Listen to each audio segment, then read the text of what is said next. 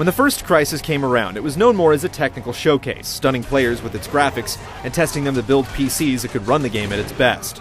Crytek's latest challenge is twofold, as Crysis 2 aims to bring a similar visual punch to multiple platforms while making the gameplay more memorable than the imagery.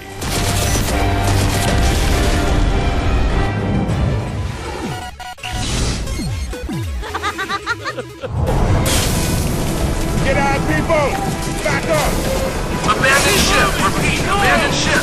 Catastrophic hull breach! Leaving behind the sunny tropics, Crysis 2 puts you in New York as the city suffers from a violent epidemic and an alien invasion.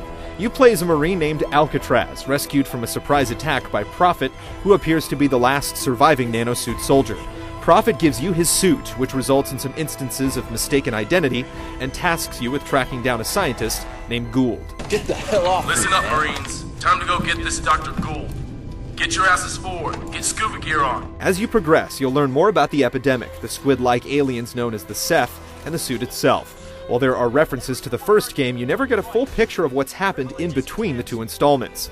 There's little to attach you to the lead characters, and throughout the campaign, it feels like you're simply trading one voice barking orders at you for another.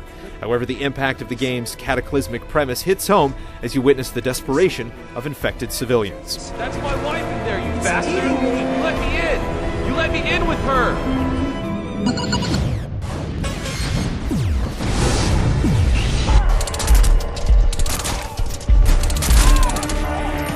While many shooters seem to be getting shorter, the campaign in Crysis 2 lasts for a satisfying 12 hours. It doesn't wear you down despite its length, as the pacing provides ample moments to breathe between firefights. It's Chino, man! Remember me? New York City may not offer quite as much freedom as the wide landscapes of the original Crysis, but the urban environment provides plenty of vertical depth for the maps, with multiple options to approach different situations. Vehicles play a lesser role, and while there are a few short driving runs, hopping behind the wheel won't get you very far in most cases. As you scavenge for new guns, you'll find variations with attachments like scopes and silencers, which are then permanently unlocked for that class, making it easy to customize your arsenal. There are some fun fantasy weapons too, including the K-Volt submachine gun that fires bolts of electricity, the Swarm multi-rocket launcher, and the Mike, which blasts out microwaves to cook the squids right in their suits.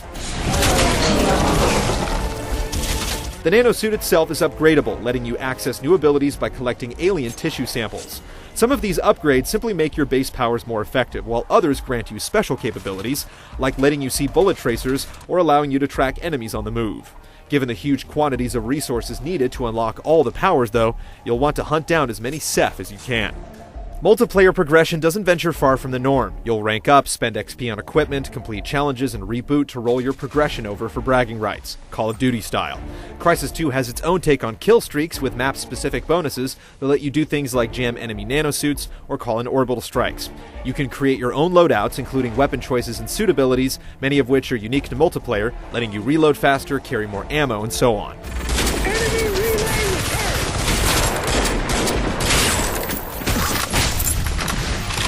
Crysis 2's multiplayer centers on variations of Capture the Flag and King of the Hill. Extraction has players grabbing stealth and armor upgrades that benefit the whole team, while Assault gives nanosuits to one team and equips the other with better guns. The open vertical maps provide lots of options and make it hard to predict where other players will come from, and this level of unpredictability makes the crash site mode particularly enjoyable, with teams scrambling to control pods dropped from alien gunships.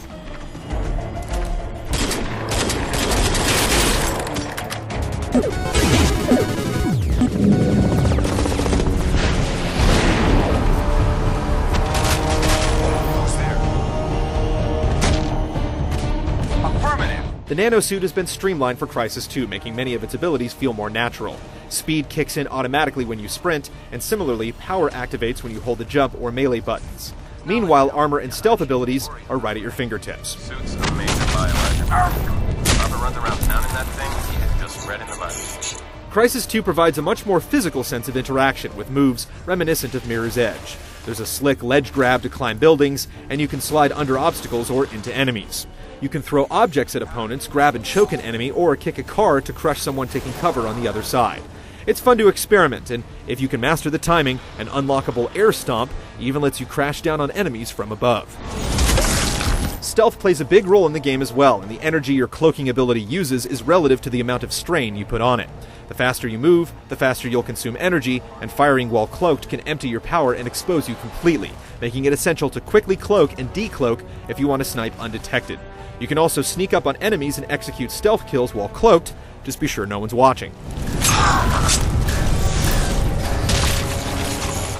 The last important bit in your arsenal is the tactical visor, which lets you survey an area to highlight weapons, ammo, and enemies, painting targets to keep an eye on them in the normal view. The visor also highlights strategic options in yellow, showing you where you can flank or climb, and whenever such options are available, the nanosuit alerts you so you don't neglect this valuable tactical tool. Making use of these techniques is critical in Crysis 2, as the AI relentlessly tracks and surrounds you. Like in the first game, getting sloppy in a situation can result in soldiers firing flares to call in backup, and agile alien soldiers prefer to surprise you from above or behind. Some of your later opponents also have devices that can see you while cloaked or drain your nanosuit's power. There are also rare, unfortunate moments where the AI can get a little buggy, resulting in enemies that get stuck in the environment or run around in circles.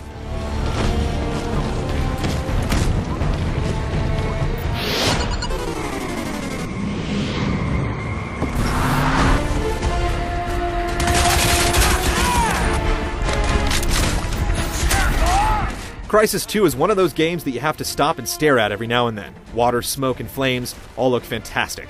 There's an emphasis on lighting as glare shines through windows, and you'll witness huge structures collapsing regularly. Characters look more natural than the leather-faced protagonists of the first game, although some do look better than others. We're gonna be dropping this guy out the back of this VTOL! You're gonna what? Shit! While the game certainly looks best on PC, the console versions aren't far behind. However, PC players who grew accustomed to digging deep to tweak specific graphic settings in the first Crysis may be surprised to find nothing but bare-bones options in Crysis 2. The game's drama is cemented by a strong soundtrack, which can be enjoyed at your leisure as you unlock songs after each level.